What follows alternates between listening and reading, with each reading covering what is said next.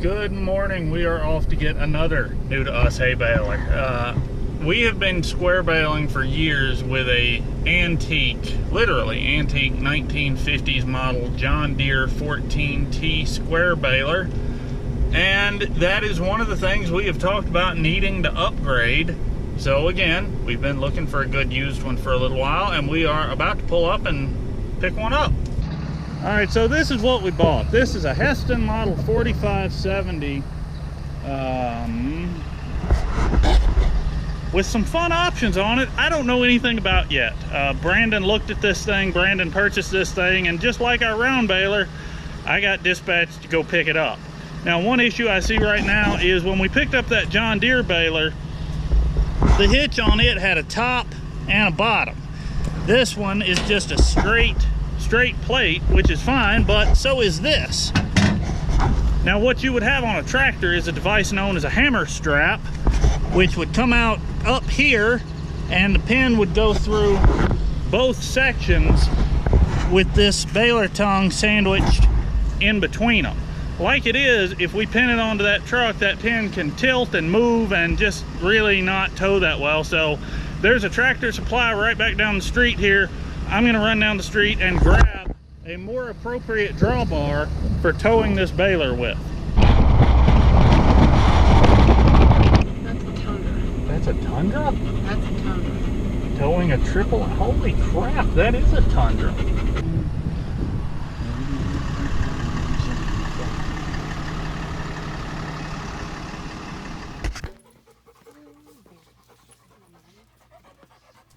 All right, let's see how I did backing up to this thing. You know what? Not terrible.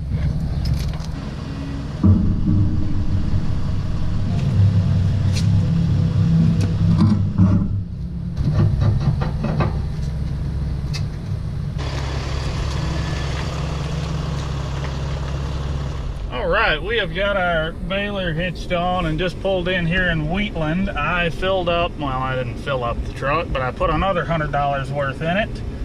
I have yet to have a fuel pump shut off because this truck was actually full. They all shut off at the $100 mark, which is pretty close to full typically, but not quite there.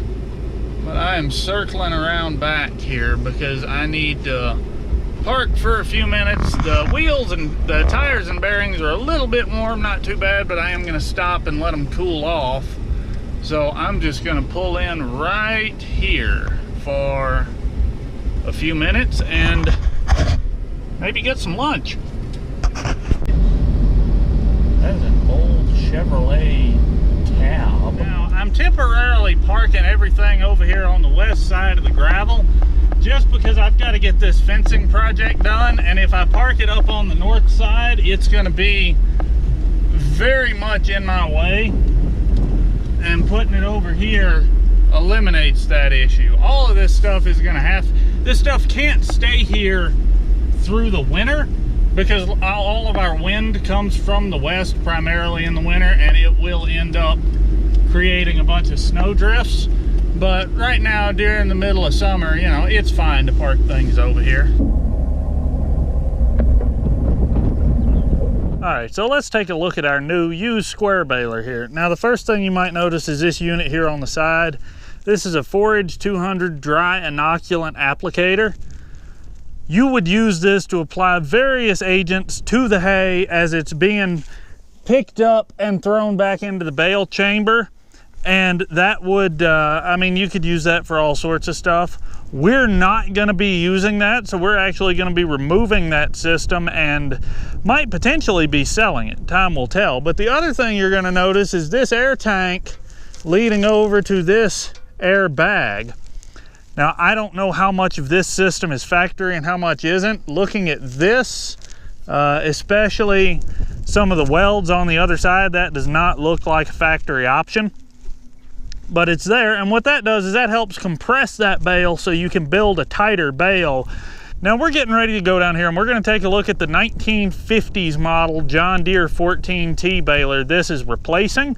But before we do that, I want you to take a look at the front here. Now this is what's known as an inline baler because it pulls in a straight line directly behind the tractor, and the hay you're baling actually passes underneath the tractor before this pickup picks it up. Now this pickup is 6, maybe 7 feet wide, and it picks the grass up, throws it back in here where the two augers, one on either side, channel it to the center, and that's where it picks up and starts building our bale. So behind me is the John Deere Model 14T baler that the Heston is replacing. Now these balers were made from sometime in the mid-1950s to the 1960s, I think. And here we are in 2018. So this is a very old piece of equipment, but believe it or not, it does actually work, and it works okay considering how old it is. I mean, we could go around it and find numerous things that have been replaced. We could find numerous things that probably do still need to be replaced yet, but we actually have two of these machines. We have this one, and then we have a second one down on the far side of that hill, and they're a little different despite being the exact same model. This one is what's known as a string tie baler, and you can see right there, there's some baling twine. This is the twine box where your baling twine goes. The one on the other side of the hill is a wire tie baler, and it actually holds the bales together with metal wire. Now we haven't used that in several years because wire bales are really going out of fashion, and the baling wire itself is extremely expensive. And even our string tie 14T, we didn't use it all last year, and we just barely used the year before. And the reason for that is because as our cattle herd has been growing, we have been keeping more and more of the hay that we produce to feed our herd through the winter. Because of that, we have been transitioning into big round bales made by that machine right there, because it's a lot easier for us to feed 2 big round bales in a day instead of feeding 30 or 40 of these small square bales. Now, ranching is a business, and businesses have to adapt and change and keep up with the market and the times if they want to survive. So we have been looking at a few different options, and our business is changing a little bit anyway, to the point that it makes a lot more sense for us to start getting back into square bales. We're going to talk a lot more in depth about this coming up real soon. Seeing a lot of this equipment come in and basically rotate out, replacing older stuff, I've had a lot of people in the comments basically ask me, how in the world are you paying for this? And the simple truth of it is every piece of equipment that comes in pays for itself in one way or another. Being a first generation rancher, first generation farmer, whatever you want to call me, I did not start out with family land. I didn't start out with family equipment. I started out with a 1967 International Harvester 424 tractor.